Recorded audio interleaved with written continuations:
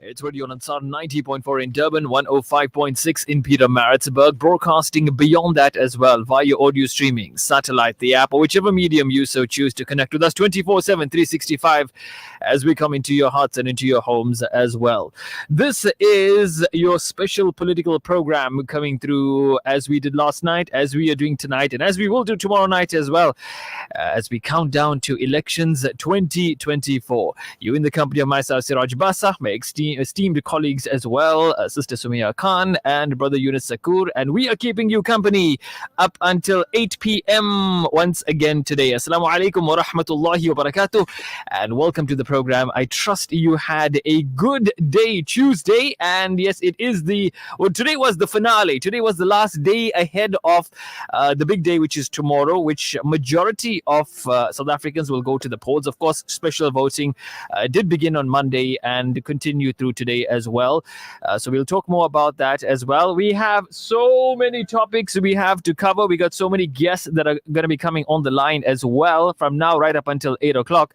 And also we're going to be having our Hajj update, which comes through our daily Hajj update from the Holy Land, from Makkatul Mukarramah and Madinatul Munawwara, because as we said, it is election season. It is also Hajj season, and we will be focusing on that as well. So let me take this opportunity right now to welcome to the airwaves of Radio Al Ansar no strangers. We've taken straight talk, we've taken school matters, we've taken news in focus, we've merged it into this one dynamic political program, and that's why we have my fellow presenters here as well. Sister Sumaya Khan, assalamu alaikum wa rahmatullah, and welcome. Wa alaikum salam, Seraj.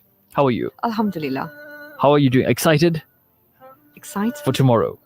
Nervous? I think anxious? We started that like weeks ago, months ago. The excitement, the nervousness, the anxiousness, and it's coming down now to that time, that crunch time, basically.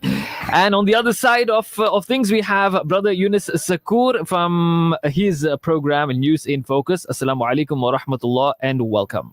Wa alaikum assalam wa rahmatullahi wa barakatuh, and nice to be back in your joint shows this evening, where we can add value and give our voters some hope to vote positively tomorrow, and we hope that all of them go into the voting station in large numbers tomorrow, inshallah. Inshallah, we certainly hope so. And as we said, a majority of South Africans will vote tomorrow. Special voting was yesterday and today, and expats voted in the middle of May, around about 17th, 18th and 19th of May. So people that were living abroad, I know some of the Hujjaj as well, there were provisions made at the South African consulate in Jeddah for them to go. And it's so ironic. I don't know if you'd recall, but I was a little boy at the time in 1994, but I still remember at the time where it was a period of uncertainty and it was also Hajj time. So South Africans were voting, in the missions abroad. It was the first democratic elections that we ever had, and there was lots and lots and lots of dua made at the time in the Holy Land. Because we don't know no other country in the world had such a dramatic change in government. In such a bloodless way, in a majority bloodless way. Of course, there were factionalism here in KZN, but on a larger scale of things, alhamdulillah, things did go better. Brother Yunus, perhaps you can expound more on that. The last 2 days, many people have done special votes, but we are so lucky. Mr. Yunus Sacoor, the CEO of Al Ansar, he did his special vote today. So you can tell us firsthand how it was, how it went, procedure, process. Yeah, thanks, Sumaya. Having been involved in elections since inception, being involved in government, and I was, a registration officer of many election processes back in the day. And as a registration officer, we took charge of various voting stations. So I kind of know the procedure. And at the time, we were very thorough in ensuring that the voting stations are well capacitated and basically logistically they're ready for election day. So having that as a background, I registered to do special votes because I'm busy tomorrow. and I was registered to vote in the Springfield area in one of the schools. So I decided to go over and vote this afternoon. And having gone to this school, I was disappointed in the arrangements of the voting stations because, in terms of the IEC laws, you have to have adequate signage so that voters know exactly where the voting station is located. Now, the signage was problematic because the school was under construction, and obviously the parking area and where voting was taking place, that has been changed. So having established that, I found my way to a parking area at the school, and then I got off and asked the guard because special votes. There's just a handful of people that vote, Right, and I was yeah, the only yeah. guy who went to vote in this voting station. And I asked the guard, security guard, and he pointed out the voting station. And when I looked, it was probably half a K away from where the car park was. Wow. So my worry was, how are old people and others going to walk so Exactly. far? And it means climbing a couple of stairs up and another couple of stairs beyond to get to the voting Did you go station. to Springfield Model? No, to another school in Springfield. Okay. So All anyway, right. I trundled along and walked with my knee being a problem and whatever. And eventually I got there, and I was hoping the layout of the voting station will be in accordance with IEC regulations, in that there must be a presiding officer seated in the Right. front, Yeah. guiding people along, and then different officials performing different functions. From the time when you enter with your ID document being Right. linked up to the list of voters registered in that voting station, to inking your left thumb, to giving you 3 ballot papers, to explaining you what are the 3 ballot papers about, to have 3 ballot boxes there, and those officials explaining that if you put a cross more than once, it becomes a spoiled paper, Right. where to throw it away, etc. Nothing of that sort was explained.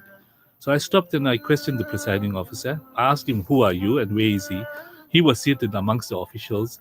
Totally, you can't make out who's in charge. But when I questioned him, he happened to be very doubtful about knowing the situation. Now, I recall that when officials are prepared in these various voting stations for election, they get training 2 weeks before the election day, and they explained how to run these voting stations, Right. particularly the presiding officer, because you could have problems. However, I knew the process, and the long and short is I took the ballot papers, Right. I had them filled in, and for special votes, for those that went, they don't have separate ballot boxes for each ballot. You have 3 ballots, as we discussed yesterday. Yes. One is the national, the other one is the provincial, and the third one is the regional. And those that are contesting the elections, their names are on the list, whole 59 of them. And you can get confused. Like what I noticed this afternoon is relevant for our listeners to understand, that the ballot papers, the parties are listed in alphabetical order. So you have those parties beginning with A, maybe 10 of them. Right. And there's a confusion kicks in when you look at the ANC and the AMC. The colours. They're next to each other. Colors are similar. Right. People can get confused. And there are others that are similar. Yeah. You take AM4C, it's number 1 in the ballot for certain ballot, and number 2 somewhere else. So you can get confused. So my advice to voters out there, be careful where you put the cross. The cross must be with ink, not with pencil, and they must give you a black pen, and the pen is normally there at the voting booth, and that's you are privately voting. But I understand tomorrow they'll have 3 separate ballot boxes for the 3 ballot papers, so you put your crosses accordingly.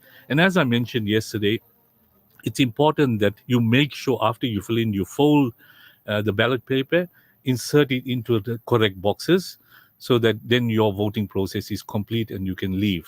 Make sure that they have the ballot paper stamped. If it's not stamped, it's a spoiled paper as Right. well. Yes. Yes. So my experience was that particular voting station has to be improved. And I asked the presiding officer, please get your act together tomorrow, because you're going to have logistical arrangements in terms of where people are parking. And if they got queues, we don't know where these guys are going to queue, because it's going to be a long distance to walk. I'm not sure about the other voting stations, but I believe that we are going to link up with the different voting stations tomorrow. It will be a busy day to get frequent report backs. Right. On Right. special votes, the polling stations close at 5 o'clock, but I believe tomorrow they'll close at 9. So 9, counting will start probably after 10. So we should have an interesting day tomorrow. I hope this experience I had gives people an indication what's going to happen tomorrow. So they must be very watchful. I remember that during the last elections back in 2019, when you applied for a special vote, IEC officials would come to your home, which I was quite amazed. So they did not do that this year. Well, listen, they told me that those that are disabled, they'll go to the homes, and they visited 14 homes and did the special votes. Right. Another 14, they were waiting for. I was number 5, so they were waiting for another 13. I'm not sure whether those guys pitched up. Right. Whether they'll go tomorrow. But I'm saying it is important that in IEC must be very careful about logistical arrangements, ballot papers, because I recall when I was a registration officer and we ran 7 voting stations, my job was to ensure that each voting station is adequately equipped with all the equipment, Right. and also the ballot papers. They had enough for the people that come, and the queues are minimal, so that they must make sure people fill in these documents timeously, Right. and move the queues, because you can't circumvent the this sort of ink that they put on your left thumb. That has to be done, and the Yes, vetting of your ID document to the people registered in that district. Very often you get people coming to a voting station and they're not registered there. There's a process for sorting that out as well. Right. So, we talk about election fervor, Sumaya. Within the schooling sector, basically, I know that some schools try to give the students some kind of feeling of, being part of this process. I'm sure in your school, maybe majority of the students are not eligible to vote. But what's the sentiments among students who can, and how important do you think is, for the lower grades to experience this as well? Lots of schools around, I'll say South Africa, especially with the little ones, they made voting stations. My daughter made me laugh. She said she voted for Braai Party. Yeah, they didn't have candidates. They had ice cream tasks party. and chores. Yeah. This is Alphala College, and they did every single thing from what we would do from the very beginning to end. So well done to all those educators from such a young age, from grade R going all the way up, instilling that anticipation. You know what, when I'm big, I'm going to vote for this political party and I'm going to make a difference.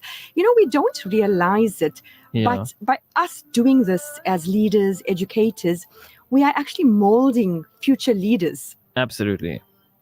And giving them a sense, because like I know my son as well was telling me that they put the ink on his hand and he washed it off, and I said, tomorrow I'm going to have mine on, and it's going to last for a good few weeks. That ink doesn't come out, so it's nice to see how that pans out as well, and the students, of course, getting in that spirit, because if we don't get the kids, because I was talking to a Gen Z last night, right, and my niece, and on the phone with her, and I was like, so what, you're getting ready for elections, you're going to be voting. She's like, no, I didn't even register.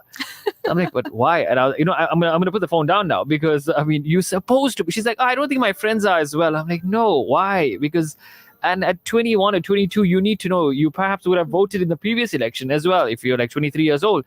So the fact that the young people are not interested is quite scary. So I think that this conscientizing them at this very young age is absolutely very important. Wouldn't you agree, Brother Yunus? Yes, correct. And I just spoke to other staff members, and you ask them and they say, no, I just didn't feel like registering to vote. It's like so laissez-faire. Yeah. We call that voter apathy. And obviously, both voter apathy can be linked to, people feel that they're tired of all the problems encountered by the country, and it has an impact on voter turnout. Right. Because yesterday I mentioned 27 million out of 40 registered to vote, which means 13 million decided not to vote, yet they're eligible to vote. Right. And that's creating serious problems in our democracy.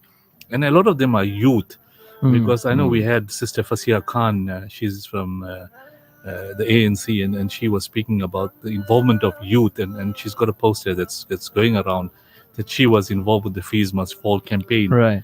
And President Ramaphosa selected her as one of the young MPs, 30 years old. And when she got into parliament, she actually indicated the importance of people getting involved, because service delivery is about what you pay your taxes and your rates for in terms of government and local government.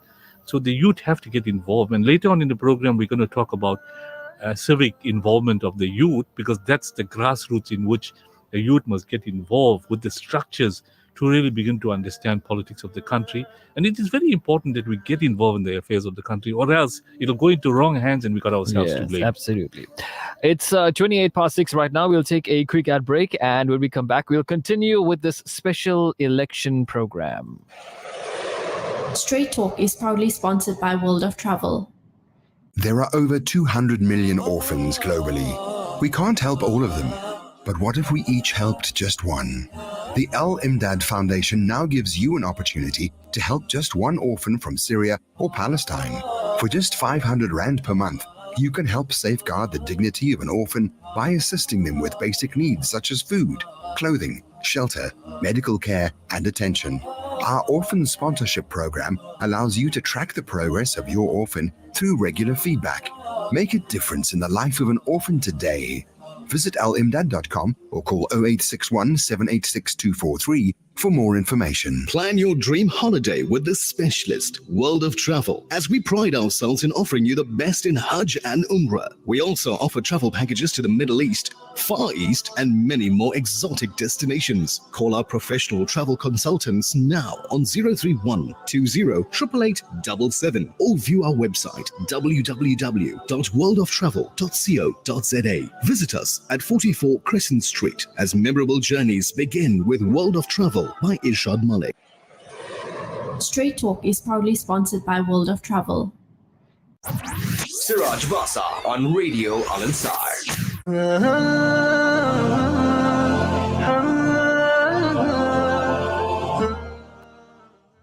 It's 6:30 right now, and it is Radio Al Ansar, and it's a special election program. You in the company of myself, Seraj Bassa, Sumaya Khan, as well as brother Yunus Sacoor. And this evening, inshallah, we're talking about vandalism to fake ballots. It's quite a journey for AM4C's road to election day. So joining us on the line now is brother Ahmed Manzoor Sheikh Imam, who's no stranger to the airwaves of Radio Al Ansar. And yeah, we'll be discussing the recent troubling incidents of intimidation and vandalism that the AM4C has faced, including defacement of campaign posters and circulation of fake ballot papers in KwaZulu-Natal.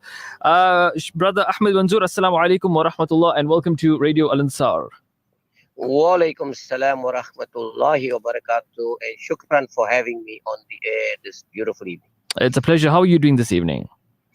Well, a bit in anticipation of what's going on tomorrow. So I think, this is a very stressful time for politicians, political parties, particularly candidates, and the whole lot needs to be done. I think you've just discussed the issue of party agents.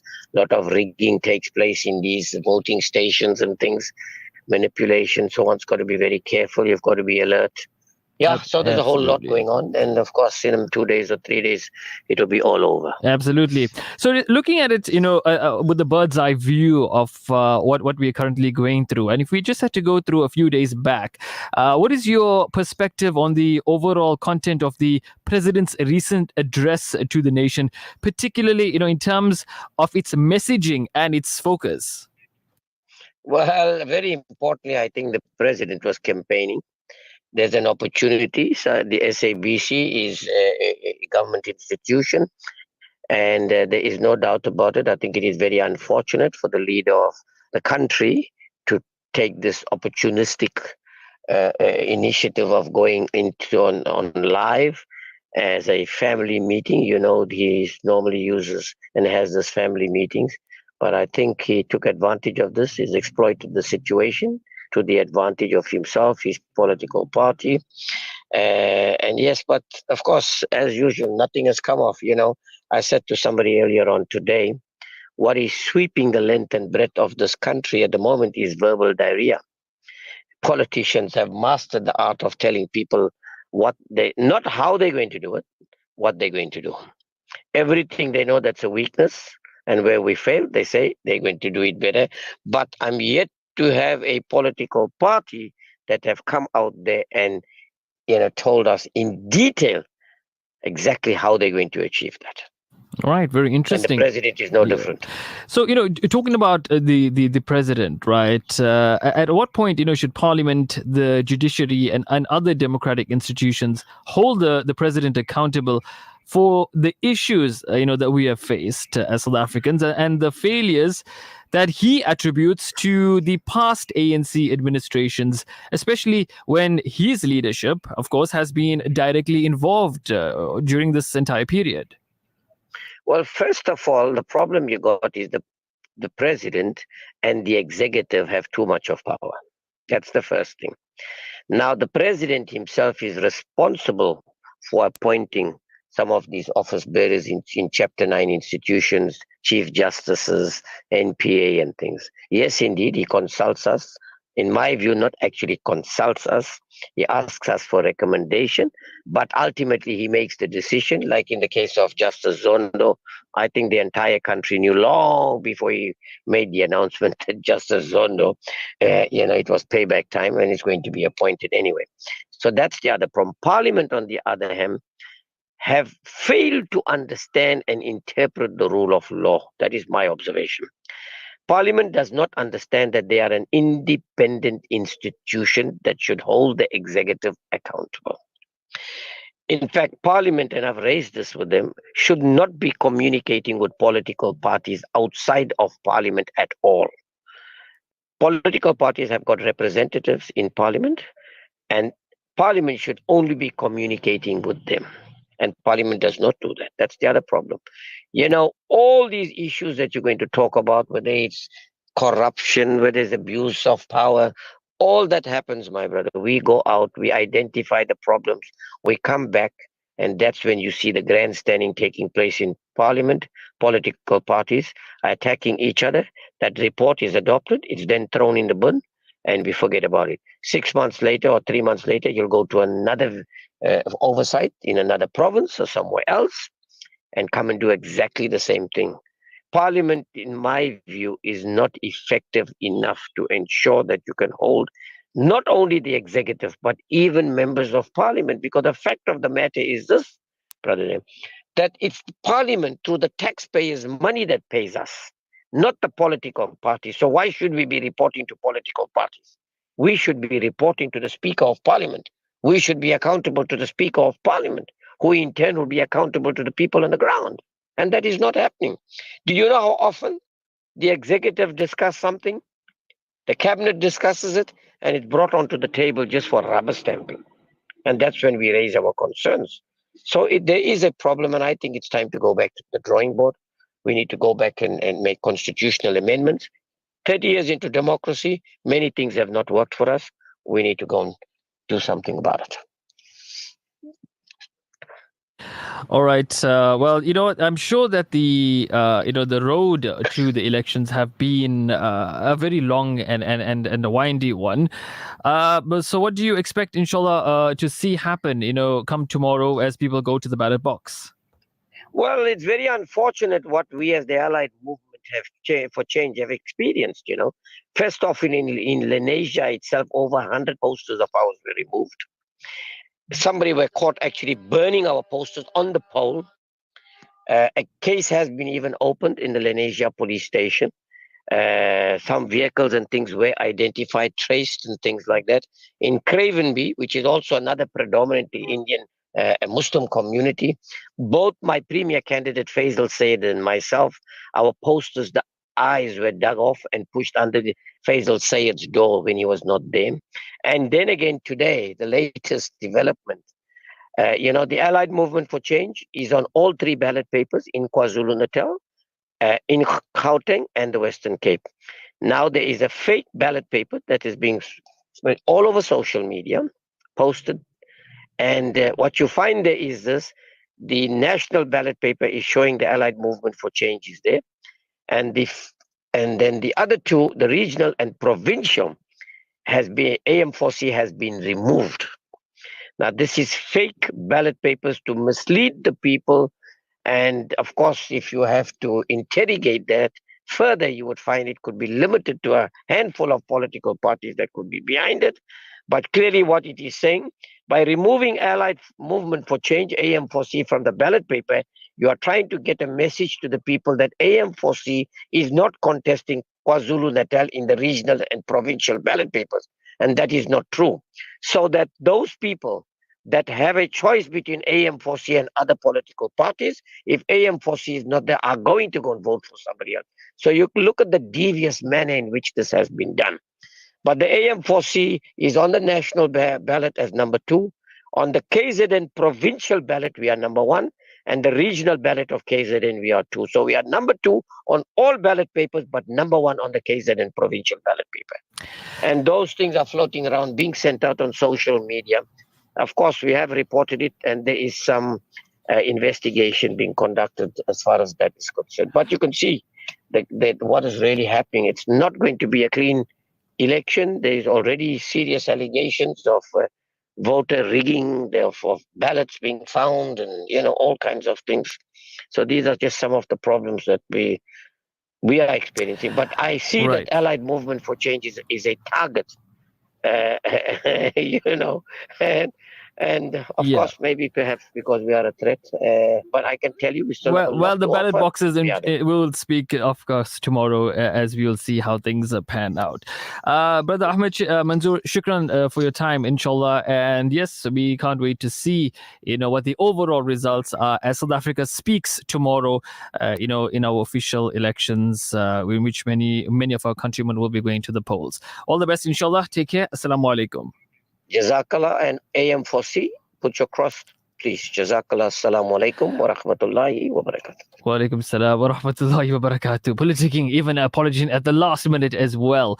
At this very crucial time. It is 22:07, and let's go for the Maghrib Adhan, and we come back, we'll continue with, rather the Isha Adhan. We're now at Isha time, and we'll continue with the program after that.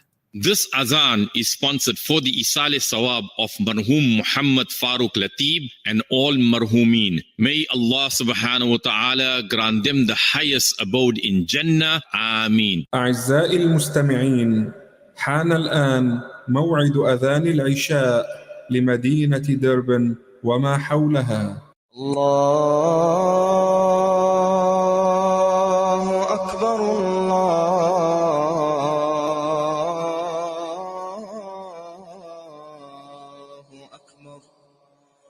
الله أكبر الله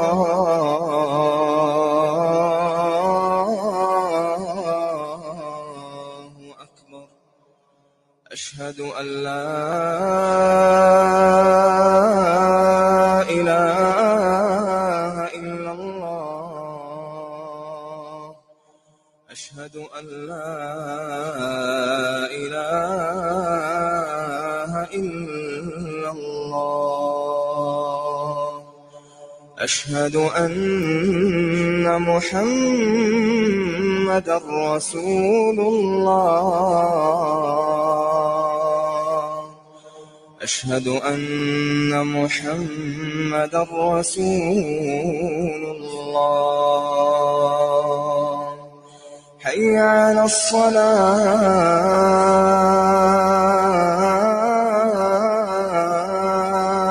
الصلاة حي على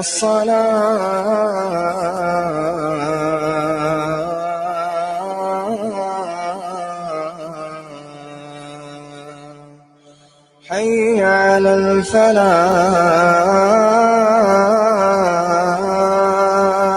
الفلاح حي على الفلاح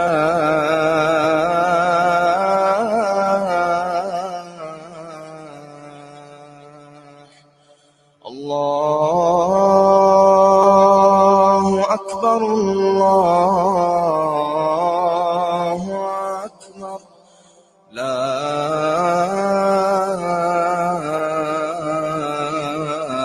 إله إلا الله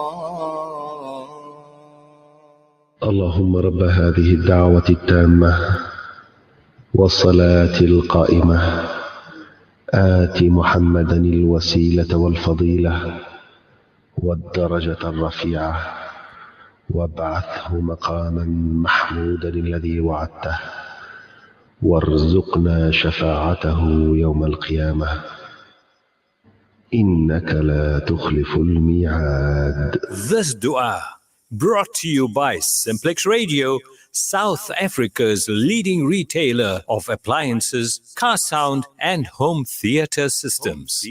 These surahs after Azan are brought to you by Amina's Wonder Spice and Wonder Dates, 9 Peters Road, Springfield, Durban. بسم الله الرحمن الرحيم قل هو الله أحد الله الصمد لم يلد ولم يولد ولم يكن له كفوا أحد بسم الله الرحمن الرحيم قل أعوذ برب الفلق من شر ما خلق ومن شر غاسق إذا وقب ومن شر النفاثات في العقد ومن شر حاسد إذا حسد بسم الله الرحمن الرحيم قل أعوذ برب الناس ملك الناس إله الناس من شر الوسواس الخناس الذي يوسوس في صدور الناس من الجنة والناس. Having a clean, comfortable home is every homeowner's pride. That's why Khan's Chemicals have developed and manufactured prime yet affordable quality household brands Starlight, Miracle Mum, Exterminate, and Angie to care for your home and family. With a wide range of fabric softeners, dishwashing liquids, bleachers, and all-purpose cleaners, pine gels, bubble baths, and much more, Khan's Chemicals ensures your home remains our number one priority. For sales and other inquiries, call 011 933 4021. Khan's Chemicals, cleaning your home the way you want. Seraj Bassa on Radio Al Ansar. Straight talk never sounded this good before.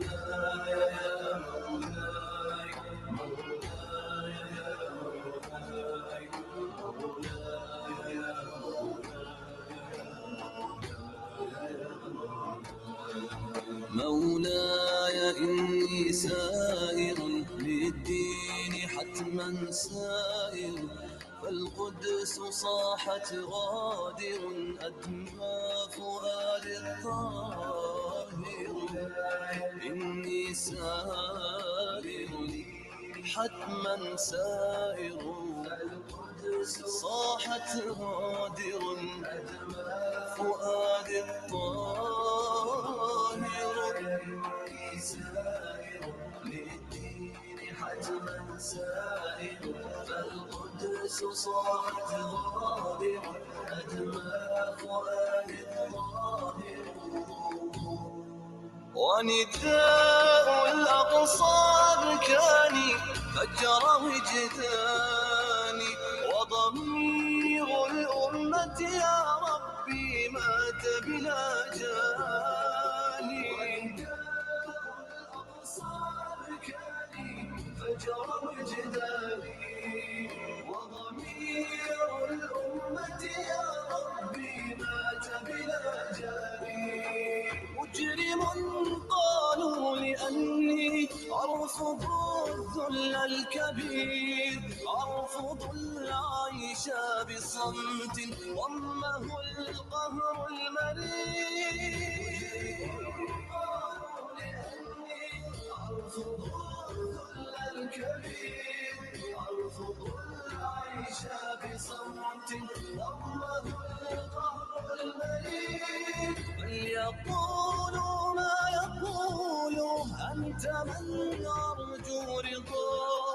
أنت من تعلم أني لك أرخصت الحياة اليوم يقول أنت من أرجو رضا أنت من تعلم It is the Mole. It is Radio Al Ansar on 90.4 and 105.6. It is your special election program, which is coming through, well, yesterday, today, and tomorrow. Tomorrow, I think we're going to have a marathon session. I don't know. We're going to have to drink like those energy drinks and have a marathon session. But 6 to 8 p.m., we are in your company, inshallah. And it's myself, Seraj, it's Sumaya, and brother Yunus sharing his expertise as well. Having voted today, being a political player of some sort, in our local politics, and it clearly comes out very clearly in his programs that you hear with these years of experience, working on the other side as well. So that's quite interesting, alhamdulillah. And it's nice to talk about these issues. And as we're coming towards the elections, brother Yunus, there have been allegations at certain point made, that ballot papers were found at a particular party member's home. So, coming in the run-up, as we just heard as well, there's going to be lots of allegations made, lots of things said about voter rigging and a whole lot more, intimidation and all of that. How does the IEC deal with this? How does it control such a situation and make sure that there's complete fairness in our election process, which can give us an idea or feeling that, this is a free and fair election? Well, listen, the very name IEC means Independent Electoral Commission, and the officials that are appointed are all independent from any political affiliation. So when these allegations come through, the head of IEC and others, they get SAPs to investigate. They do have investigating officers, and they establish the authenticity of these allegations. What we read in the paper is not necessarily true. There have been allegations about a certain political party officials, but this is all sort of different political parties making allegations. Like you just heard Brother Imam talking about, his party's name being removed from the ballot papers, etc. Now, the IEC's responsibility is to ensure that all ballot papers have all the registered political parties' names on the ballot paper. And as I told you, when I went to vote this evening, I made sure all the registered political parties' names is in the ballot paper. It's an original ballot paper. So the IEC officials will ensure that the security and South African police services deliver those ballot papers correctly to the different voting stations, right. the large number throughout the Republic. That's the first part. The second part is that if there's allegations of voter rigging, etc., they will have to investigate it. And you're going to get this in every election. And there have been allegations of this sort. But ultimately, for the electoral officer to announce that this is declare a free and fair elections, all the political parties will be present in all the voting stations as observers, because they send their teams of observers to make sure that voters vote appropriately, they're not intimidated. There is no, sort of people being encouraged to vote for a particular party. Each voter is treated with independence. And so party representatives are not even allowed in the vicinity of the voting station. So the IEC over the last, 5 or 6 election periods have been very, very stern and sort of secure in terms of voter rigging, etc. So let's not believe everything we read in the newspapers. All we got to do is apply our minds, who we're going to vote for. And no sense deciding when you get to the voting station that I'm not sure who I'm going to vote, and then you're getting confused out there. Before you go to the voting station, be confident that I'm filling in 3 ballot papers, and in each one who you're going to vote for. It makes it easy if you got one party and you put your 3 crosses next to that party's name. But where you said I want a different party in each ballot, you must show which cross you put in which ballot paper and what impact it's going to have an understanding.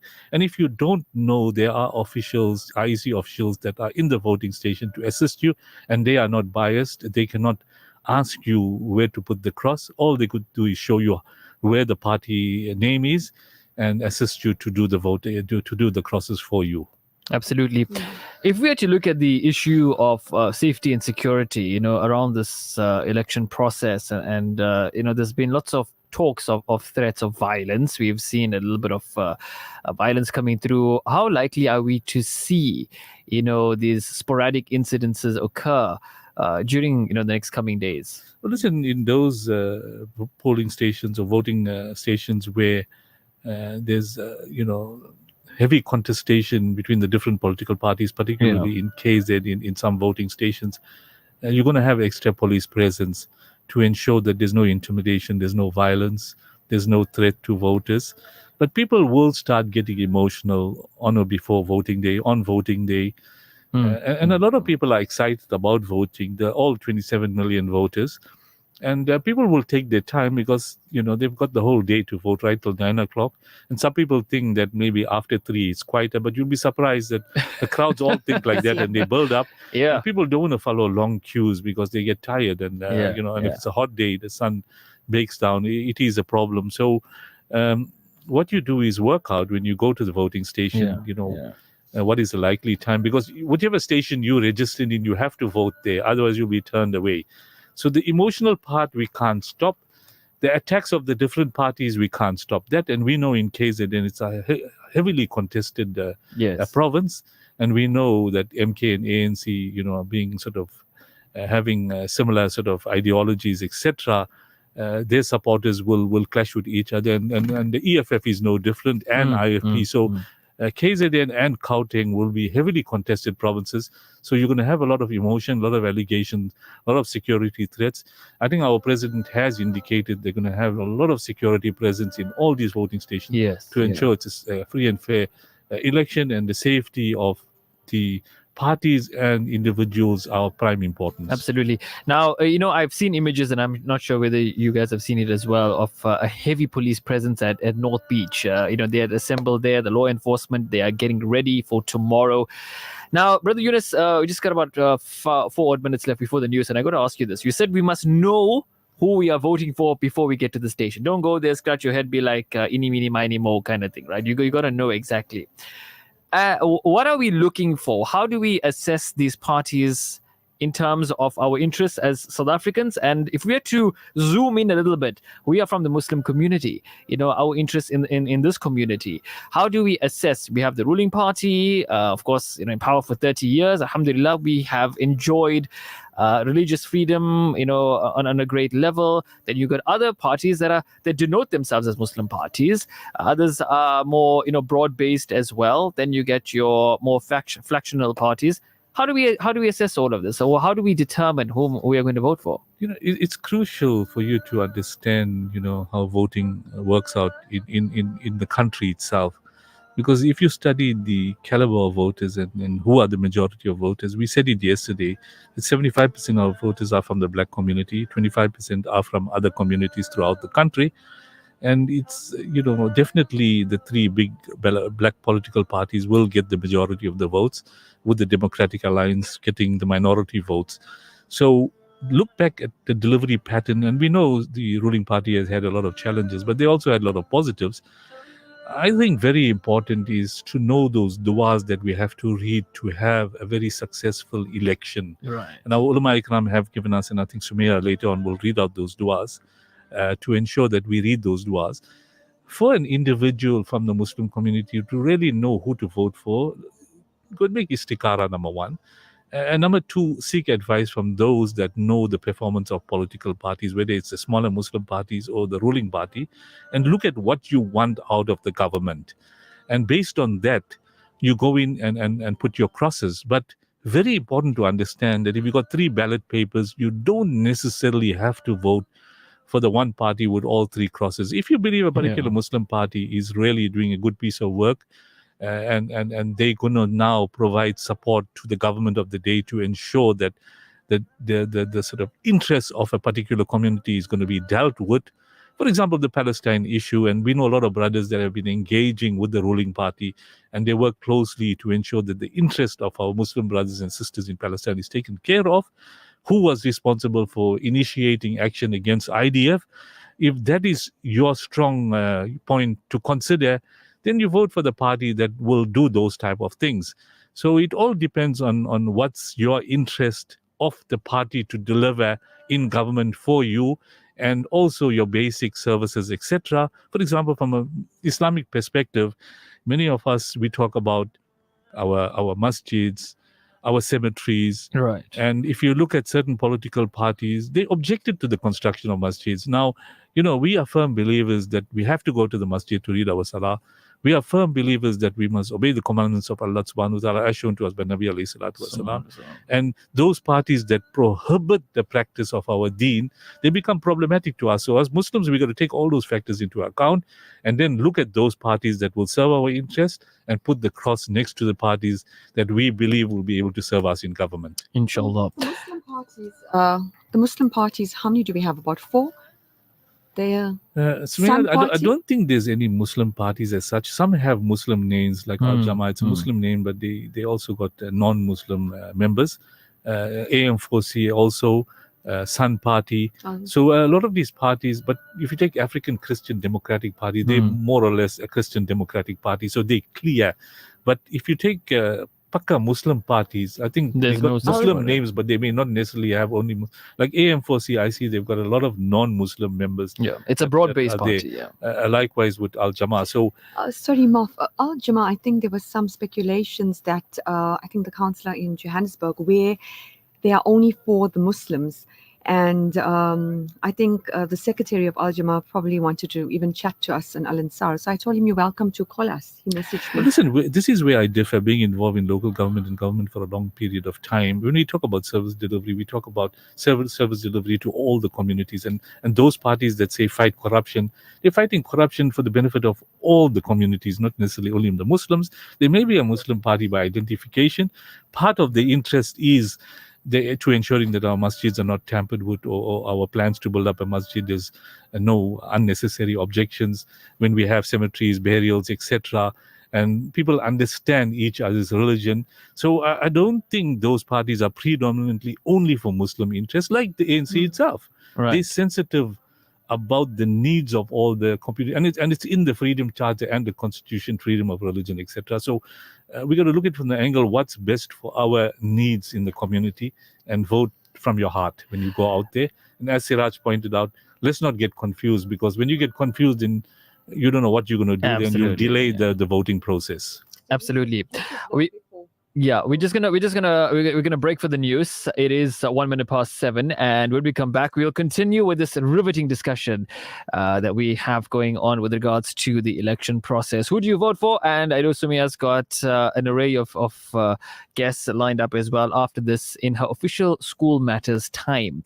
So let's go for the news, and when we come back, we'll continue. An informative Islamic global perspective. This is Al Ansar News.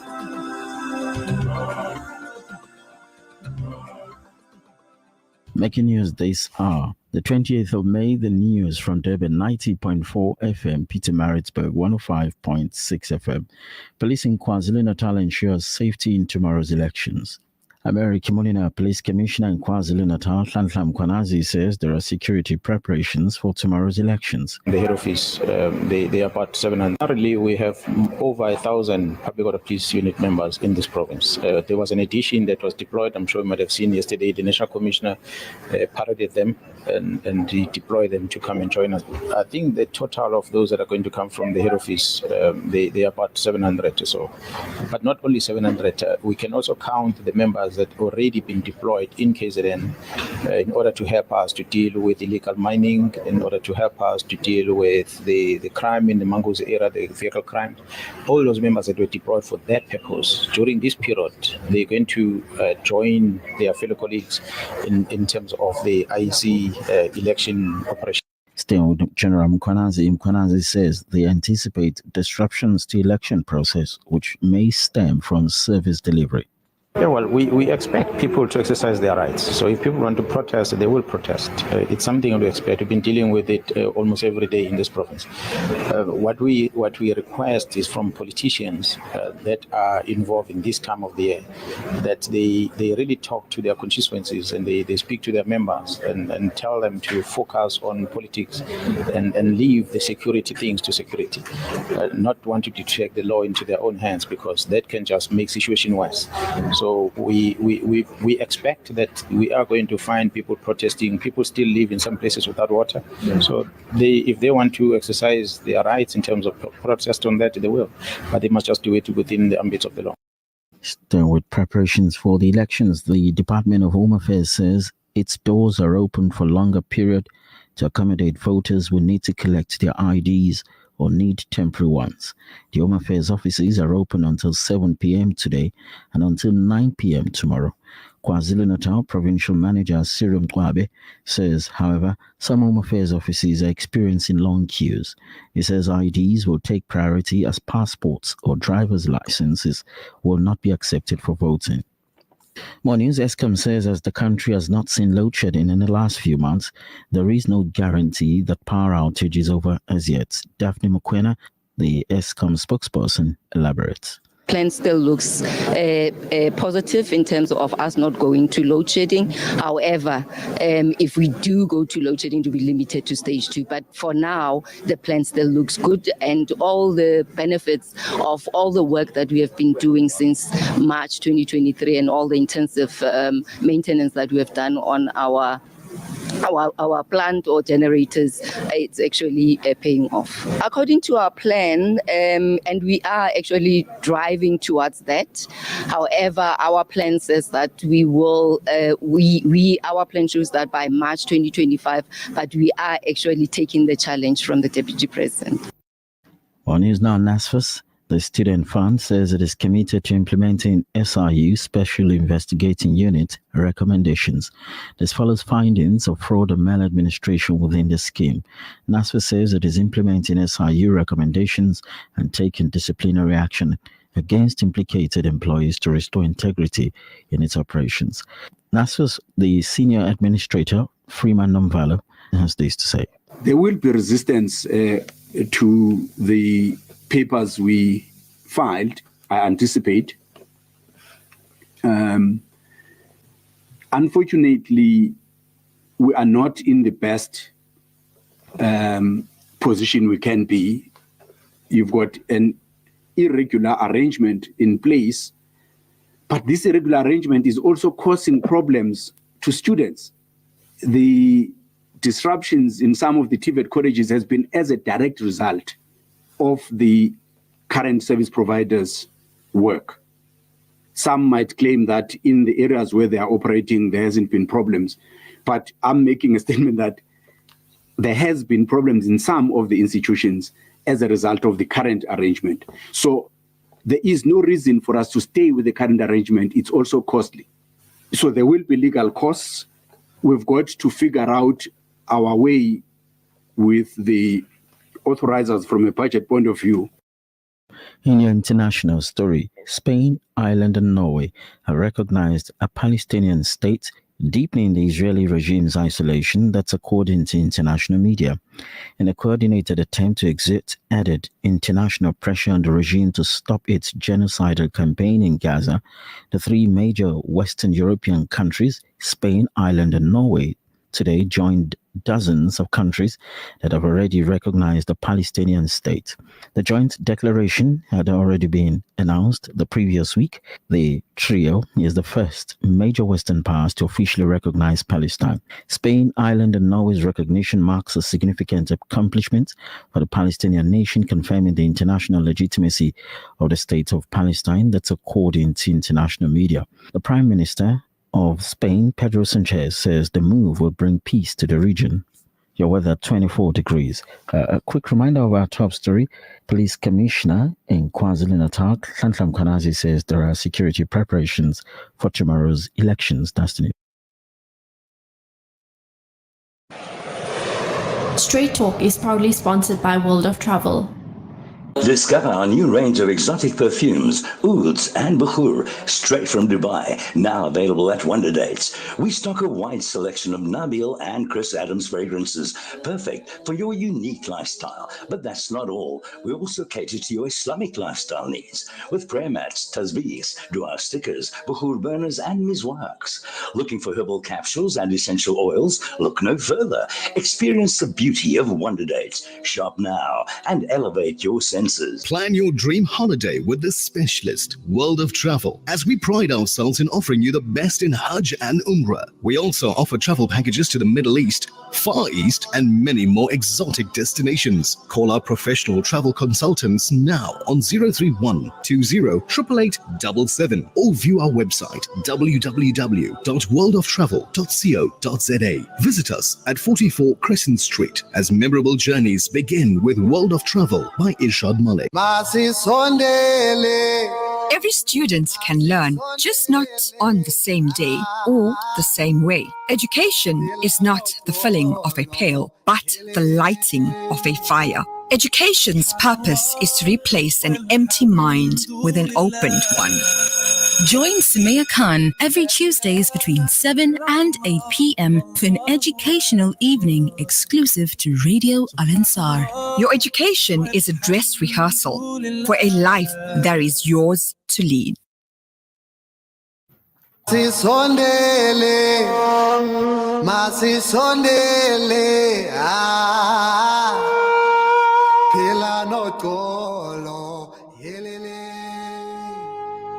Subhanallah walhamdulillah, la ilaha illallah wallahu akbar. Subhanallah walhamdulillah, la ilaha illallah wallahu akbar. You can say what's on. Assalamu alaikum. Welcome back to Straight Talk with presenter Zahir Bassa and Yunus Sacoor, News in Focus, and with me, Sumaya Khan. Sumaya, it's Seraj. Matters. Okay, Seraj. Yes.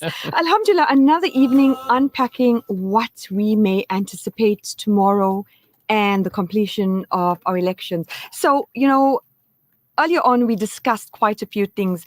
Alhamdulillah, we have and will still be featuring political analysts, insights, as well as open lines going everything important and relevant as it happens with our in-house experts sharing our thoughts, views, opinions, and predictions of the upcoming elections.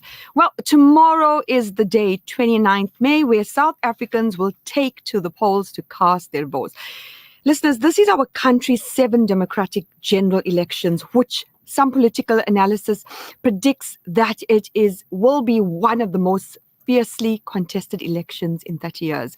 Well, on a national scale, there is a prevailing forecast when that the ruling party might witness a decline in its support, possibly dipping below the crucial 50% mark. Maybe a coalition government at national level. We all just got to wait and see tomorrow. Gauteng and KwaZulu-Natal, Seraj and Brother Yunus, they say there's going to be intense competition, with these two provinces. Also, our president wished everyone well for the special votes that was on Monday and Tuesday and also for tomorrow.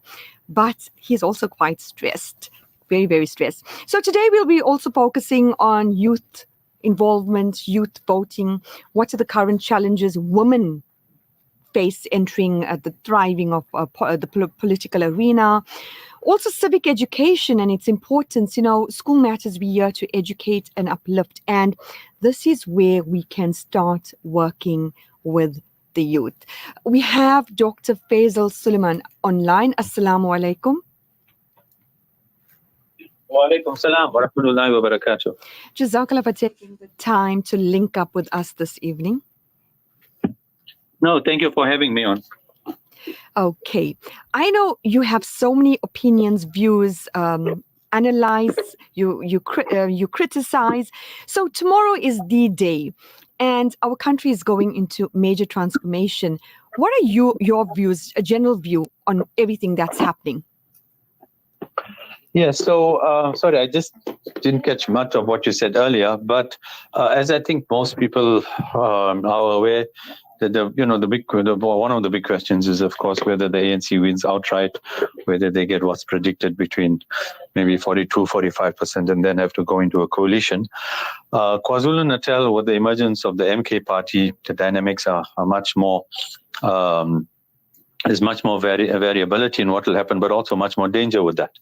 Much more potential for instability, and that's probably the one province that we really have to go to think carefully on how we vote nationally. And then, of course, the other dynamic, Sumaya, is the Western Cape, because it's been run by the DA, both the province and the city of Cape Town. The Moonshot Pact has this multi-party coalition, that they will, support each other.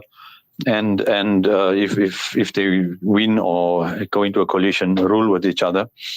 And the thing that stands out for us and for any other person concerned with human rights is that the Moonshot Pact, the vast majority of the parties have just not been silent, but have openly supported the genocide in Gaza.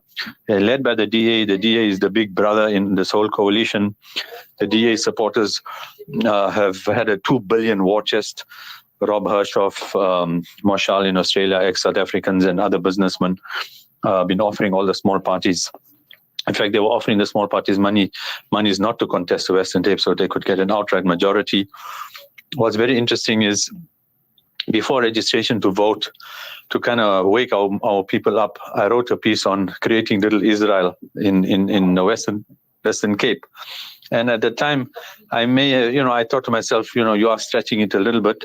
But lo and behold, I've seen now 3 interviews, one with Franz Gronier, the analyst, basically works for this one of these strategic and research organizations, talking about how important it is, to keep control and the geopolitical significance of the Western Cape in the larger scheme of things between wars.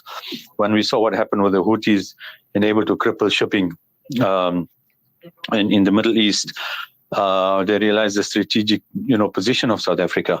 If you look even broader on a geopolitical scale, people know eventually there's going to be a war with America or one hand, those G7 countries and Russia, China, whether individually or combined.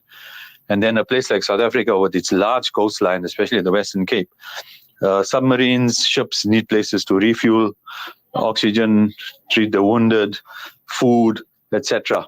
Drone bases. Now, if you think the tip of Southern Africa is extremely important. Israel, the independence movement, these people who want to secede from the rest of South Africa, driven by someone who emigrated here with funding from the same sources that fund the DA, Sumaya, ironically enough, have openly said it recently, that they want to control the Western Cape and separate it from the rest of South Africa so that it remains with people who share the same Western values. Read Israel, read a USA satellite country. That's what it means. So, Dr. Faisal Suleiman, that's going to be a new Irania. Like what we already have. So voting is extremely important. Clearly, we have 2 Muslim parties, as Semnet has said, people need to look at. The Allied Movement for Change, run by Mansour Sheikh Ibrahim, previously for an NFP, and Al-Jama, both of them have had parliamentary experience. They've been in parliament, they've been in politics long enough. They have. The one thing, Sumaya, that people may ask, are these parties perfect? Are they perfect Muslims? Are they perfectly in tune with everything? No, they're not.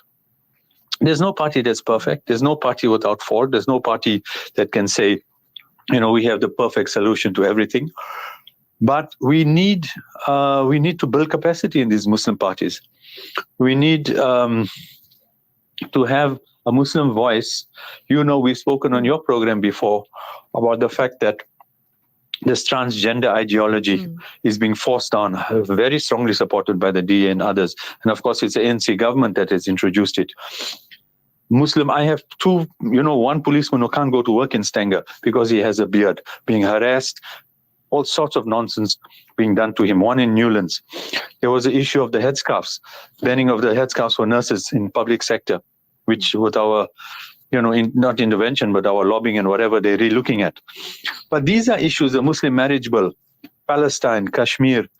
These are things that, notwithstanding the other parties, especially the ANC, have been taking a stance on Palestine, a lot of them have to toe the party line on transgender, for example, on forcing our children to learn that what their culture and their religion tells them is not true, that they can be or whatever they want to choose. Boy can be girl, girl can be joint. And I'm talking about teaching 0 to 9-year-olds. That's being rolled out at the moment. So in that respect, we are suggesting people seriously consider the Muslim parties. And also, Sumaya, how do we build capacity? How do we build intellectual memory? How do we build networking?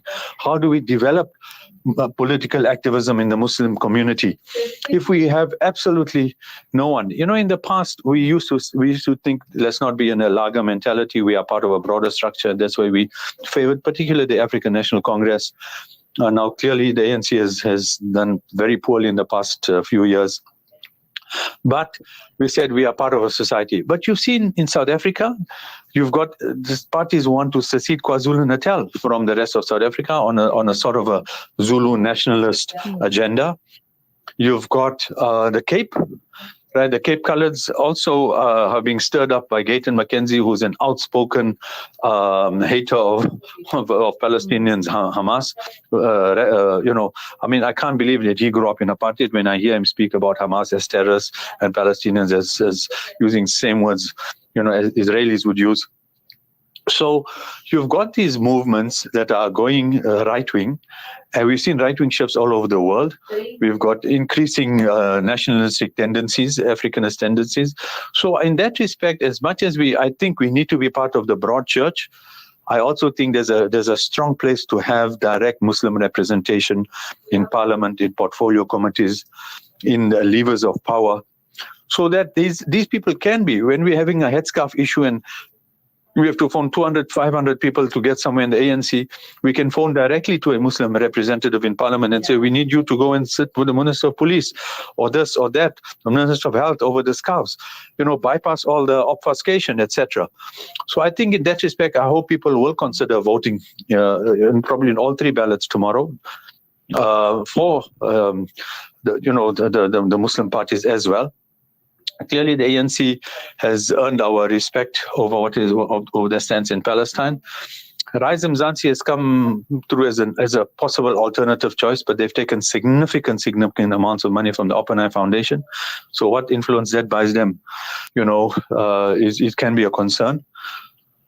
But it's a huge dynamic. Coalitions have not worked well in most of the municipalities. But also, remember, at the municipalities, you got the really low-level guys with respect to them, the guys at the bottom of the rung who become councillors.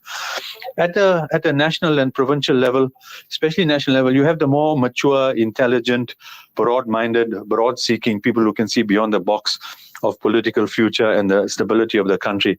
So one hopes that when coalitions do form, those are the clever people that will sit down on the table with not just a view to eat what's left of the roots. I mean, we know the tree and the branches are all been taken.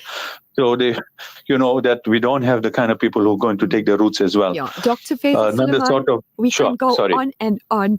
Jazakallah for your input, your criticism, your opinions, and your analysis. So, inshallah, with all our listeners listening to you, they will definitely choose the correct party who's just and fair. Jazakallah once again for linking up with us this evening. No, it's always a pleasure, and thank you for having me on. Jazakallah. That was Dr. Faisal Suleiman. He mentioned something, Uncle Yunus and Seraj, something where there's no Muslims representing. And Dr. Ismail Wadi mentioned it. He said, we have so many Islamic Muslim schools, but not one of them produced a leader or an activist. And that actually stopped me dead in my tracks to think he's 100% correct. He's 100% correct. So we need to make change. That is why youth involvement is so vital, Seraj. Right. Absolutely. It's important that young people get involved in our democratic dispensation. And, talking about Muslim representation, in government, and Brother Yunus, you would know this as well, that if you look at the advent of democracy, 1994 onwards, we had many, many Muslim faces within cabinet. Vali Musa, Kader Asmal, Dala Omar. These are the stalwarts that had fought in the liberation movement. Amir Katrada, represent as a member of parliament as well. And they were there. And as the years went by, our representation just dwindled to the point where I don't think we have many at the moment. Listen, one of the reasons for that is simply when we were in university in the 1970s, and I'm not saying I'm that old now, but what we're saying is that I remember we were part of the apartheid era, and there was discrimination at all levels. Right. Because we had to go to university, which was an Indian university, University of Durban, Westville, and prior to that it was Salisbury Island for those names that you mentioned, and that was a discriminatory university because the whites had University of Natal, they had which is known as Howard College, then they had University of Cape Town, University of Witwatersrand, whereas our Indians from all over the country had to come to University of Durban and Westville, and that's where activism crept in, and you had all these leaders you're mentioning were in that university, and we were the youngsters at the time just matriculating in first year into varsity. And what were those activists marching for is they wanted freedom in South Africa. Yeah. And they used to chant psalms of Mandela will be president one day. And when we joined that march in University of Durban, Westville, and then come the year end, they said, they used to call it duly performed, which was a DP to enable you to write the exam. Yes. Yunus Sacoor DP refused. And you go back to the guy and said, what? He says, no, we seen you in a video marching with all these activists and you were fighting against racism. Right. And the professor tells you that and you lost a year. Wow. So it came at a cost. Now, we were mindful of the fact that we had to live in certain group areas, and Chatswood and Phoenix emerged in KwaZulu-Natal because they had the Group Areas Act moved people out of Greyville and other areas in the central area to put the whites in there. So people became angry and they were more strong in activism. And what made it more emotional is when our leaders were arrested and locked up. And when you hear, some of the leaders talking from the Natal Indian Congress, from SATU, from SATU and various COSATU and other trade unions, and then UDM and various other political parties, those activists grew up through sacrifice. And the parents, and Sumaya, you'll vouch for that, they persevered in educating their kids, even in these apartheid institutions. We know what kind of apartheid was taking place in the schools themselves. Our real true leaders. And they had Indian schools, colored schools, black schools. So an Indian could not go to a non-Indian school. And that discrimination was at its highest level. Universities were the same. Now, the question Seraj is raising and you're raising is, where are those youth today that are now coming in the fold of leadership? And the answer is simple. Many of them have been through democracy for the last 30 years, and they lived in the era of freedom in a non-racial society, and what they have been brought up with is basically maladministration, corruption. And they are now being disappointed because when they were toddlers and they grew up, they went to these Model C schools and wherever in mixed schools, and matriculated, go to university, graduates and can't find employment. And they realize when they read in the newspaper, there's maladministration, there's discrimination of another sort. Why should we become civic activists when we have democracy now, but we don't have freedom in terms of, getting jobs, etc.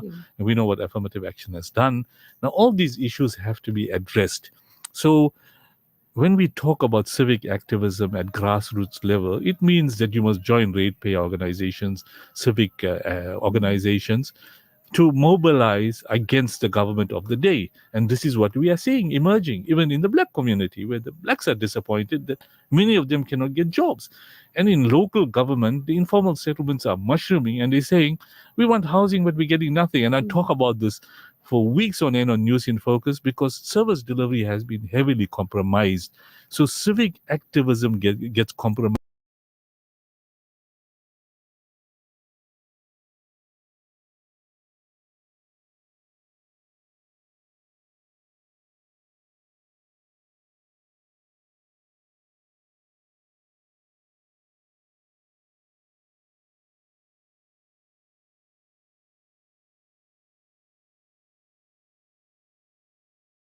There.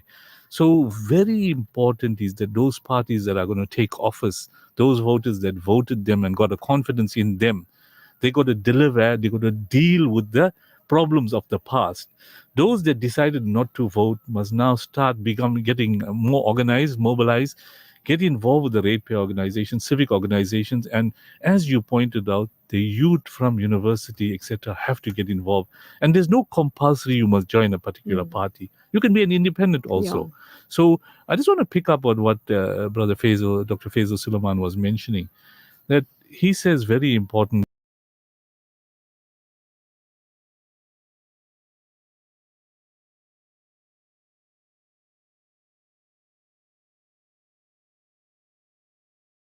And then that bill will be passed. And in any event, even if they object, at least you did what Nabi alayhi salatu wasalam has said. If you know there's a wrong taking place, you can't stop it. At least verbally object. That's your voice. He made a point. And we said yesterday, Allah subhanahu wa ta'ala is in control. There are certain du'as to read for the elections. We are a minority. We have to participate and try our level best to change the government if we can't make du'as for them. So Siraj, just to answer the question, there's a fundamental difference between youth of that time and youth now. There's a lot of apathy, disappointment. We need to shift from the disappointment towards getting involved, because by avoiding and not getting involved, we're making the situation worse. Absolutely. And as you said, the unifying factor there was the struggle, the liberation movement. And 30 years down, well, quite a few decades down the line, but talking about from the first democratic elections, the issues that faced us then are very different from the issues that face us today. And this is why this is going to be a very decisive and let's not election, be sympathetic for ourselves that we're facing these problems now. Yeah. Even in sport, you get a lot of sportsmen are disillusioned. For example, the current cricket side of South Africa, a lot of black cricketers have been left out, and there's predominantly white cricketers. And they're saying, are we back to apartheid era? But if those guys didn't perform and these guys perform, it's on merit. Same in the rugby side. If you got predominantly whites and less others, they are the guys that are performing. So if we're talking about a non-racist environment, 30 years into democracy, you had an opportunity to develop yourself, whether it's an education system, whether it's a working system. You want the best person for the job, the best sportsman to be playing for your country. So let us be real about things. In the government sector, there's a call to have the best people working. And we must not look at color, because if you're running a business, you need the best people to ensure that people buy your product and you are successful. Same in government. The government has to change its thinking, and our youth have to get involved and make that difference by voicing their opinions. That's so important and so vital. We have some WhatsApp messages coming through and voice notes. Well, this one I thought was quite funny, but it is relevant. Seriously, only taxpayers should be allowed to vote, because at the moment we have a minority paying taxes.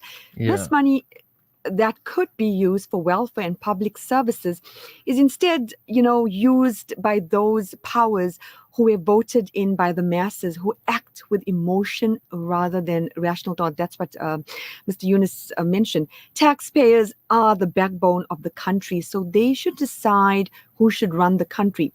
And also there's another one. Be mindful of who you vote, when the service delivery is not met, and that's what we're experiencing currently. Please go protest outside the offices of the party you voted for. There's no need to plunder and damage. Just go back to who you gave power to. Don't damage infrastructure. Well, listen, I think the current scenario is, I disagree with that that note given, because we can't go against the constitution, which allows every adult individual to vote. And the situation is clear that if you got 75% blacks, they're going to be entitled to vote, and there's nothing wrong with that. But I'm saying it doesn't mean if they're in a majority that the minority can't influence. And if you bring in reality and talk about service delivery, talk about doing away with corruption and maladministration, and emphasizing in value for money that those that pay the rates and taxes, but that doesn't mean those that cannot afford cannot get services. Democracy is that everybody should be given an equal level of service delivery. So the point I'm making is that the political parties are beginning to realize that if they don't deliver, they're going to get caught out. And the ruling party is aware of it. And the president has made it clear that we've got a renewal policy. And we are hoping, and we must make duas that he implements that renewal policy, which talks about appointing the best individual for the job, and ensuring that people get value for money in terms of what they pay for, and those that don't pay also deserve services, because they're collecting state grants and they're making their payment in the form of buying commodities, buying electricity and water. They're contributing towards the kitty. So not only ratepayers contribute, those people that pay for services also contribute. A lot of people don't understand how it works. That to recover your electricity tariffs and ESCOM charges, the municipality charges the consumer, and those grantees that are buying their electricity tokens, prepaid, etc., they're contributing towards the kitty as well. So the large majority of people are paying in one way or other for services. Absolutely.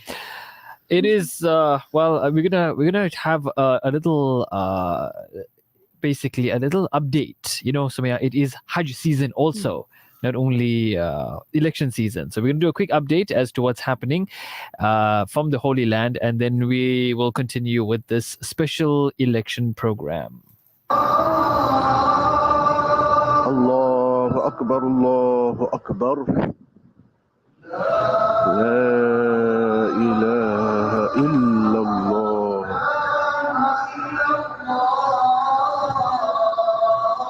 La ilaha illallah. محمد رسول الله صلى الله عليه وسلم. اللهم صل على محمد وعلى ال محمد كما صليت على ابراهيم وعلى ال ابراهيم انك حميد مجيد. اللهم بارك على محمد وعلى ال محمد كما باركت على ابراهيم وعلى ال ابراهيم انك حميد مجيد. اللهم رب هذه الدعوه التامه والصلاه القائمه اتي محمد الوسيله والفضيله وابعث مقاما محمودا الذي وعدته انك لا تخلف الميعاد. الحمد لله الحمد لله الحمد لله. The Salatul Zuhr Azan has been called out now, and I'm here outside Masjid al-Nabawi Sharif in a courtyard area. The masjid is packed to capacity. Hujjat from all parts of the world here. It's an absolutely beautiful and amazing sight. Words cannot really describe this beautiful, beautiful tapestry of the Ummah of Nabi Kareem Sallallahu Alaihi Wasallam. People from every continent and every country and every language and every culture and every background and every color, all united under the leadership of the greatest of all leaders, Nabi Muhammad Sallallahu Alaihi Wasallam.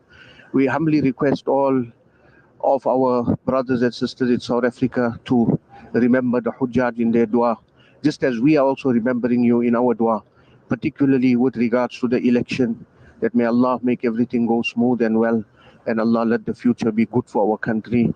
With these few words, I sign off today. Jazakumullah khair. Assalamu alaikum wa rahmatullahi wa barakatuh. AM40 is your partner in crafting a future where everyone can thrive. We are dedicated to addressing the real issues, from creating jobs and fighting crime to ensuring every child has access to quality education. These are not mere words. These are our guarantees to you. So this election, your vote has the power to shape our nation's destiny. Choose the Allied Movement for Change for a better future.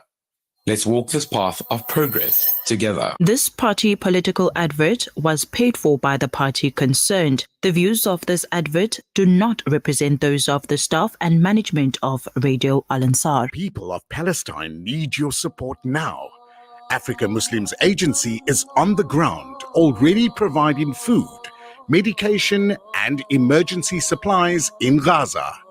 Donate any amount to Heal Palestine at africamuslimsagency.co.za. Africa Muslims Agency, empowering, educating, inspiring. Every student can learn, just not on the same day or the same way. Education is not the filling of a pail, but the lighting of a fire. Education's purpose is to replace an empty mind with an opened one. Join Sumaya Khan every Tuesdays between 7 and 8 p.m. for an educational evening exclusive to Radio Al-Ansar. Your education is a dress rehearsal for a life that is yours to lead.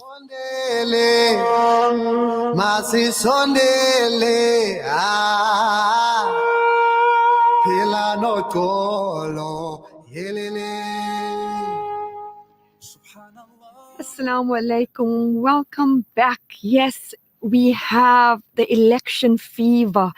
It's tomorrow is the big day. Well, our panel this evening is Seraj, Bassa, Yunus, Sacoor, and me, Sumaya Khan. You know, we've been unpacking our views, our opinions, trying to predict, even from an Islamic perspective, we should vote. Well, there's lots and lots of WhatsApp messages and voice notes coming. So our techs are going to play some voice notes. These are from listeners currently listening to us. I actually don't have views. All I know is that load shedding will start on Thursday again. Dear listeners of Radio Al-Ansar, Assalamu alaikum wa rahmatullahi ta'ala wa barakatuh. I don't want to talk about the importance of voting, but what I want to say is that these elections of May 2024 happens in one of the most critical phase in the history of our country. As you know, we are passing through a very difficult situation right now. The issue of poverty, inequality, and unemployment is on top of the agenda. And our party takes cognizance of that and wishes to address these triple challenges of poverty, inequality, and unemployment. And now the task of eradicating poverty and inequality and unemployment from society is a very complex and multifaceted challenge that requires a sustained and collaborative effort from government, also from civil society, as well as the private sector and individuals. There are many strategies that one can employ, and we in Action SA have some policies that we feel will address some of the issues related to the issue of poverty and inequality and unemployment. Firstly, the issue of education and skills development for us is crucial. We will provide access to quality education and training programs that equip people with the skills they need to secure, decent employment and improve their socio-economic status. Now, there are some things that need to happen for economic development, and we need to do economic empowerment. We need to implement policies and programs that promote economic empowerment, such as microfinance initiatives, entrepreneurship support, and job creation programs. And the other very crucial issue that we would like to address is the issue of infrastructure development, and how crucial it is for advancing the development of the economy. We will invest in infrastructure, including transportation, energy, and communication systems to create jobs and to stimulate economic growth. And we will work for social inclusion, promote social inclusion by addressing discrimination and promoting Assalamu alaikum wa rahmatullahi wa barakatuhu. My name is V. Ghani. Insanity is doing the same thing over and over again and expecting a different result. The elections are heating up. Expectations are high, so are tensions. And we can already see the shenanigans start. So many parties to choose from. Many are offering promises that they themselves are unable to deliver. This never ceases to amaze me, where they think that voters are so silly that they will buy into their very obvious lies and propaganda. Some are serious and have the people at heart. They are genuinely concerned about this country. Others appear to be jokes, some lone voice navigating in the political wilderness. Some are fighting for their very survival. Others are trying to make their mark. Then there are those who have a track record of good and clean governance, whilst others just want the opportunity, sometimes again, to pillage and plunder our resources. Only time will tell who lived up to the will of the people. Apart from the 1994 elections, the 2024 elections are probably the most contested and would be a highly engaging one. All eyes, including that of our neighboring countries, are on South Africa. So this is the political landscape of this country. We must all exercise our right to vote and make a contribution if we want a better country for us all. We have to secure the future for the generations to come. I wish you all a safe voting experience. Be safe. Wa alaikum salam wa rahmatullahi wa barakatuhu.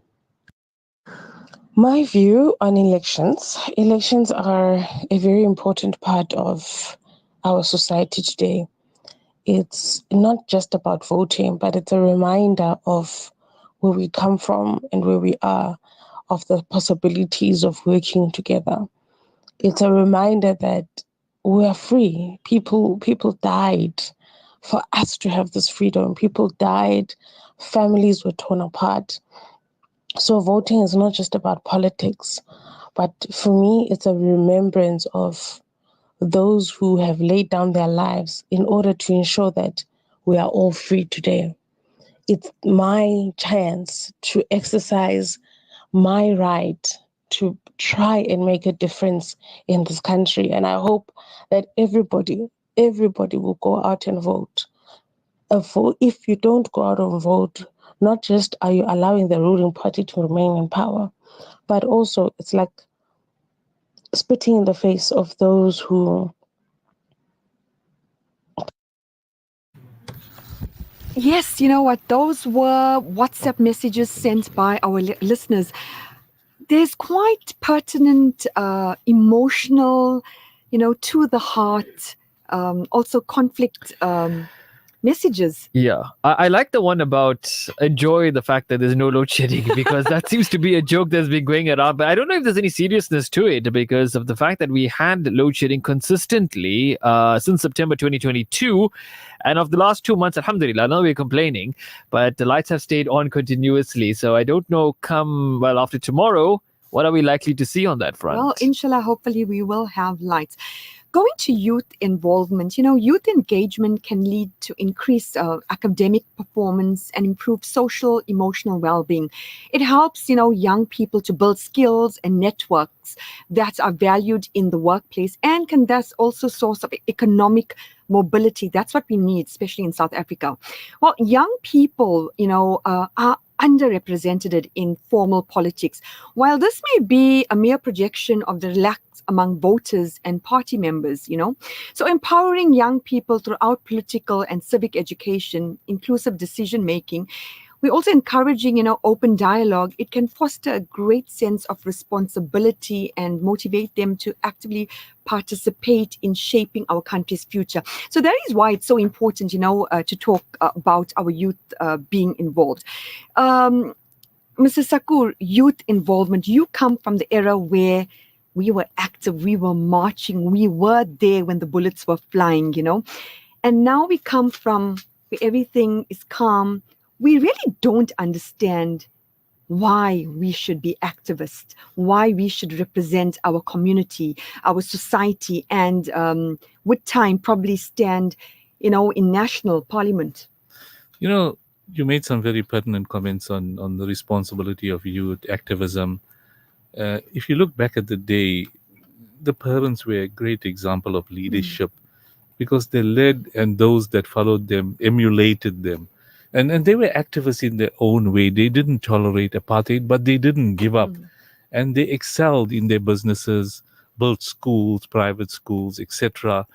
And when we grew up in those sort of poverty environments, we appreciated whatever good efforts the parents had done. A lot of people talk about educating their kids in these private schools, and those very people students became doctors, lawyers, and there were limited professions for non-whites during that era. But they studied hard, they hitchhiked to university, they borrowed money to pay the fees, they studied in groups, they borrowed books, and alhamdulillah, they grew to become professionals. And it was payback time to the parents, and they ensured they took over the reins. So we cannot underestimate today's youth. All they're going to do is think back and say that, the parents are not going to be around forever, and we need to take over those reins and become involved in political activism. But they have certain limitations which the government has created for them with these policies that are going on. So Ramaphosa has addressed this at a national level, that he's looking at dealing with unemployment, which is in the region of 36%. Those eligible people that need to be employed, they can't find employment. They have to address it. Now, today we met with the CEO of Al Baraka Bank, and one of the key issues he raised with us is the fact that as NGOs, we must lead in the creation of labor opportunities for the unemployed, create trading opportunities for emerging businesses. And he highlighted what happened in last year's souk that took place at the Durban Exhibition Center, where more than 300 businesses were given an opportunity to trade. So NGOs will have to play a very important role in ensuring activism, because that's where community participation kicks in. So the youth mustn't be afraid of getting involved. And if they qualified and is disillusioned, take whatever employment is on offer and grow from there. But crucial as Muslims, because you asked the question, how should we Muslims react? We got the most powerful tools in our hands. We are Muslims. We believe in Allah. We firmly believe kun fayakun, Allah does. And we turn to Allah when we're in difficult. Let's use that opportunity we have together with our salah, together with ibadat, to make du'as. And I mentioned that there are a couple of important du'as we have to read, that the government that has finally been appointed in this election must rule with fairness, justness, for the benefit of the people, and deal with the scourges of the past. So nothing is too late. People make mistakes. So we put those behind us. Let's look. It's an amanat. It's a trust that the people have empowered us to do on their behalf, whether you are in an NGO, whether you're a civic activist, whether you're a member of a ratepayer organization, whatever position you hold, it's a position of trust. And in terms of Sharia, you have to perform that function with distinction. And our Chair Ashfaq Dawood always says that when you're holding this position of trust, think about Allah is watching and do that for the benefit of the people out there, because more than 75% of our people are living below the poverty line, that are relying on our performance to sustain themselves. So in government, being a big employer, also being a sort of a supplier of services to the community, and we spoke about load shedding. We are hoping, Seraj, that the Minister of Electricity has put this behind his back, because I know in News in Focus, people have always said, you guys predicted that load shedding will decline, and a month before election, there won't be load shedding. That's the order of the day. And it mustn't be such that he says that our generators are now problematic and we're going to start level 4 load shedding after the elections. Some people are saying we hope we get a new government that may not have load shedding. But let's use that opportunity as Muslims to turn to Allah to assist us. Inshallah, inshallah. Brother Siraj, you've been doing lots of shows with media, Radio Al Ansar. You do the straight talk. And, media coverage is so important. Now, sometimes when you're presenting and producing, Uncle Yunus, you can also vouch for this. You can suss what is real, what is not real. And, now I'm going to focus on how do you see, the role of media coverage in influencing elections, and what responsibilities do media outlets have to ensure, fair and unbiased reporting? That is so vital. Yeah, no, absolutely. Media plays an essential part. There's no doubt about it. If it wasn't for media houses, trying to get the word out there, how would these political parties actually, going to get the message out? And we've seen how important it is, with the whole controversy with the DA flag burning. That was the advert was flighted, and of course it caught the eye of many in the corridors of power. So it clearly shows you that media is effective and it is an important tool. But Sumaya, also another thing that we add is now the social media dynamic of things, because now we have social media, which also plays a major role. So you got your mainstream and then you have your social, which political parties also rely heavily on, because not everybody is in tune with social media. Like how we are right now live on Facebook. So media plays an essential part. Even here on Radio Al Ansar, I myself did a campaign with the IEC, the Independent Electoral Commission, ahead of the beginning of the voter registration process back in October last year. So we did this entire series whereby we got them on. And we use this media platform to get the message out there, to get the word out there, and to stress how important it is to firstly get your name on the ballot paper, and secondly to be part of this democratic dispensation. And I think it plays a major role. I mean, we saw here this evening that it's a very key factor. Social media could energize also the youth voters and improve the overall voter turnout. I certainly hope it is. So eventually with time, Uncle Yunus, do you think we'll be going to voting stations, or we'll be doing it on social media, on our phones? Technology is changing. Well, the registration process changed a lot, as we did. Jacked up this year in terms of technology, and within minutes, if you want to register to do special votes, you get a response within minutes. So the technology savvy, and I'm hoping that counting time, it's effective, because while you were chatting, and I was thinking about the queues for tomorrow's election, and people going to get up in the morning, right? And you'll find these Africans in the farm areas getting up, long the journey, mamas, etc., and they're getting, and they want to vote for their party. And some people were having a big laugh that you might find some of the parties coming with the gifts and telling them, now you're going to vote my party, etc. Yeah. But that's the truth. And some guys, they take gifts from everybody, and they say, we're going to vote, and you don't know who they're going to vote for on the day. And this is why I said you must be clear when you go there, because you probably got the fifth gift, and the sixth one is on when you get there, and then you're going to put the cross wherever. Just be careful, because you got to vote exactly with your conscience. It's what we call a strategic vote. Yeah. That you got an idea, and as Brother Faisal mentioned, what you want out of the vote. But ultimately, whoever you vote, when the results come out, the reality will be who's the government of the day, and how they're going to run the country, and how they're going to control those governance organizations. And 2 years' time, we're going to have local government elections, and that's the army of of delivery, and we have to prepare now. So those people that missed the cut have got an opportunity to prepare for local government, and it starts now. And that's where your comment about civic activism and ratepayer association comes in. We met with a lot of ratepayer associations where they're trying to mobilize, because local government has to be accountable for service delivery. And we know from previous reports that a lot of municipalities have got qualified audit reports from the Auditor General, because they haven't fulfilled service delivery, and their financial arrangements are not in order, and there's a lot of irregular expenditure, etc. So those issues have to be taken care of after this election. Right. But now we've got tomorrow as the election day. It's a countdown. We know there's about 12 hours left. People have to prepare to go in. It's an exciting moment in South African history, because we came from an apartheid era. So I'm reminding our listeners, look forward to voting tomorrow. Seraj, your parting words. Brother Yunus mentioned the 6 gifts that they're going to get at the polling stations, right? And it's crucial to make sure that you only put 1 X per ballot. Right? No, don't go and vote for everybody now, because that's going to be a spoiled paper. And by the way, if you do make a mistake, then you can ask for more. You must ask the presiding you can ask the presiding officer. So if you make a mistake, don't be like, I can't do anything about it now. You can actually ask for more. And it's also important to note that you need to go and vote at the polling station that you last voted at. So don't think I'm going to go visit my khala because it's a holiday, or my godi khala or something, and then go to that nearest polling station. No, it doesn't work like that.